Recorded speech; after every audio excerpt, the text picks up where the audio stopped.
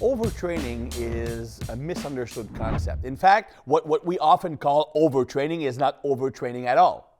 And what causes it is really misunderstood. And what you need to do to avoid it or to fix it when it happens is something that is often left to chance. Hi, I'm Christian Thibodeau, live from nowhere, and I'm going to do a capsule on what really is overtraining and what you can do to prevent it and correct it when it happens. Now, overtraining has a bad name because it's overtraining, right? So automatically we assume that, well, I'm training too much. Well, it could be part of the equation, but in reality, it's more complex than that. Also, what true overtraining is actually something that happens extraordinarily rarely. It's something that can happen in maybe 1 out of 10,000 athletes. I've trained tons of athletes and I've seen two true cases of overtraining. When you reach that true overtraining syndrome, it will literally take you 1 or 2 months just to get back from that, even with no training at all. What most people refer to as overtraining is more likely to be called overreaching. You're just creating short-term fatigue where you have a decrease in performance, decrease in motivation, strength goes down, coordination goes down, focus and mental awareness also goes down. But what that really is, it's mostly a matter of your catecholamine systems. Adrenaline, noradrenaline, and dopamine systems. And here's what happens, okay? If you're producing so much adrenaline in training, you can actually desensitize or downregulate your beta-adrenergic receptors. Basically, they stop responding to your own adrenaline. A recent study was conducted on an excessive training program, and it showed 37% downregulation of the beta receptors in 2 weeks. Imagine that your body responds 40% less to your own adrenaline. Since adrenaline is heavily involved in strength, speed of contraction, even coordination and motivation, then of course performance goes down. You're also going to feel like crap. So the problem is that if you really understand the adrenergic system, you'll understand that anything that will raise cortisol will also raise adrenaline. Cortisol, when it increases, it will increase the conversion of noradrenaline into adrenaline. This is super important to understand for the future part of this capsule. So when I release cortisol, my body responds by taking noradrenaline to produce adrenaline. Every time you release cortisol, you also release adrenaline. That's why when you're under stress, it's hard to sleep because your brain is kept firing on all cylinders because of the adrenaline that keeps going on and on and on. And of course, that makes it more likely to desensitize your receptors because they are constantly being stimulated. Those receptors don't want to be stimulated because you'll die. You really will. Because adrenaline speeds up heart rate, increases heart contraction strength, increases blood pressure. That's important for performance. But if it always stays high like that, cardiovascular problems, kidney problems. So the body has a built-in safety mechanism.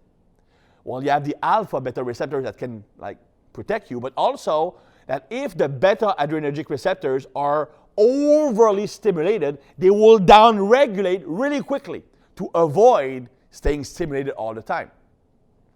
So that happens when you produce too much cortisol. So the first level of what we call overtraining that will lead to decrease in strength, decrease in explosiveness, decrease in coordination is a desensitization of the beta-adrenergic receptors.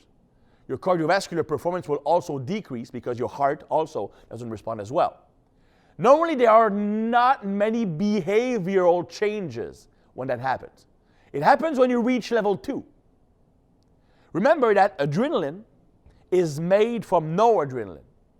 If I constantly ask my body to produce too much adrenaline, I can eventually deplete noradrenaline. When I deplete noradrenaline, problem concentrating, problem being focused. I'm reading a book and I need to read a sentence 2 or 3 times so I can understand it and it sinks in. That's a sign of noradrenaline problems. I'm talking to someone and mid-sentence, I have no idea what I just said. I'm losing my train of thought. Often a sign of low noradrenaline. Forgetting stuff, losing my key, stuff like it can be related to that. So that would be the second level. The third level would show a drop in motivation, drop in pleasure, drop in positivity, and an increase in depression symptoms. That will happen when you deplete dopamine because adrenaline is made from noradrenaline. Noradrenaline is made from dopamine. So if I deplete noradrenaline because I produce too much adrenaline, eventually I take the dopamine to bring noradrenaline up. Now I'm depleting dopamine, the pleasure neurotransmitter. I have no pleasure in life. I have no motivation because motivation is driven by pleasure response. I have problem concentrating. I have no pleasure in life.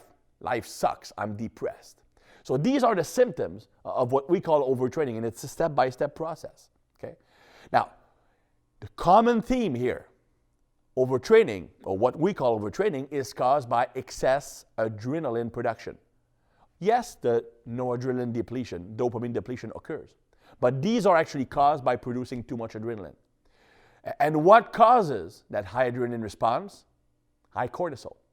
The more cortisol you produce, the more adrenaline you produce. So, from a training perspective, you don't want excessive cortisol production. You still need it, because if you don't have cortisol, well, it's hard to train because heart rate doesn't go up, your contraction strength stays down, energy mobilization sucks. So you still want some of it, but too much is a bad thing. So if you look at training, we have 6 main variables that can increase cortisol production. And depending on the program you're on or what you like to do, you can emphasize maybe 1 or 2 of them to a very high level. But the other ones need to be brought down. Otherwise, cortisol will be elevated too much. So the first one that can elevate cortisol is volume. One of the main functions of cortisol is energy mobilization. The more energy you need to perform your training, the more cortisol you release to mobilize said energy. So the more volume you do, the more energy you need, the more cortisol you produce. So volume is the first reason why you increase cortisol. The second variable that can drive cortisol to increase is intensitivity or intensiveness, not intensity. Intensiveness refers to how hard you are pushing each set. If I'm going to failure, I'm going to produce more cortisol, more adrenaline, than if I stop 4 reps short of failure. So once again, pushing a set really, really, really hard, push adrenaline is high. So if you do a high volume, you probably can't do all of these sets to failure. You won't be able to recover from that, at least not hormonally.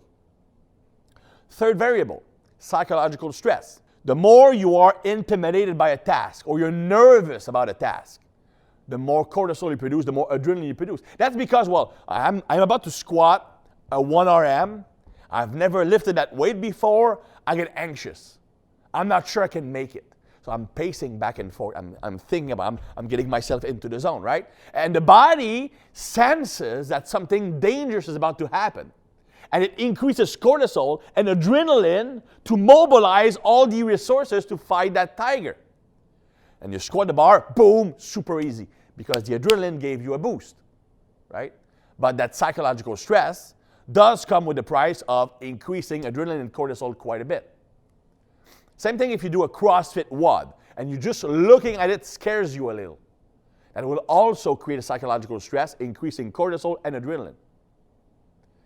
The fourth factor that can increase cortisol and adrenaline is neurological demands. The harder the brain has to work, the more adrenaline you will produce. Because adrenaline and noradrenaline, but both will work, are needed to amp the brain up. So what can actually increase neurological demand? Well, complex exercises. The more complex or difficult a movement is, the more coordination you need to do the movement, like a snatch, like a clean, versus a bench press or a curl, the greater the neurological activation will be. The more different exercises I have in a workout, the more my brain needs to work. Learning a new movement requires greater neurological activation. Combination of exercises, A1, A2, A1, A2, or circuit training increases neurological activation, neurological demands. So all these things will lead to an increase in adrenaline, which requires an increase in cortisol. Next one, density. training density, the number of amount of rest you're taking between sets.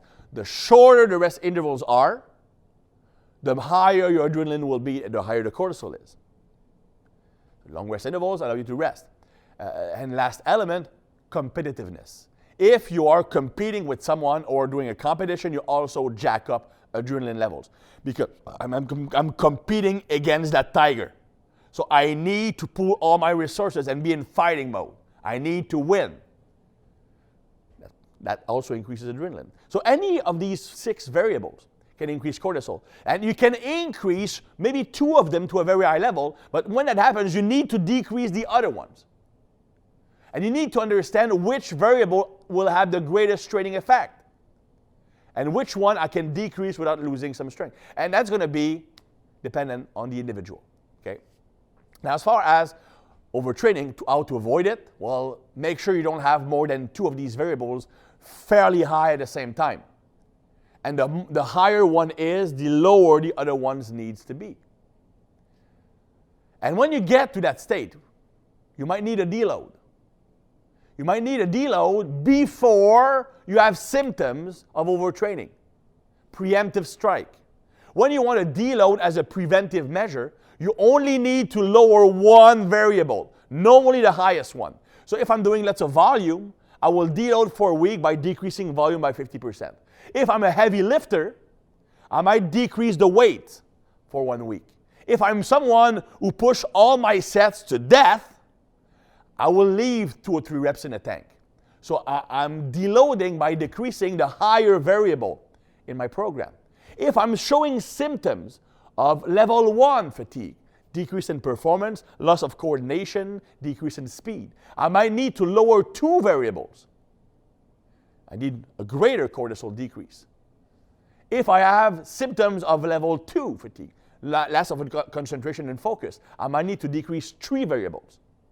And if I reach level 3, loss of motivation, no pleasure, no drive, I might need to decrease 3, 4, even 5 variables. Okay? But all deloading does, it doesn't surcompensate. What deloading does is it decreases cortisol, which decreases adrenaline, allowing you to resensitize your receptors and replenish noradrenaline and dopamine. That's all it does. The goal of a deload, the goal of a peaking procedure, the goal of a week to avoid overtraining is to decrease cortisol. And you can decrease cortisol by lowering any one of the 6 variables that will increase cortisol. The greater the problem, the more variables you need to decrease. So that's the truth about overtraining. Thanks for watching and see you next time.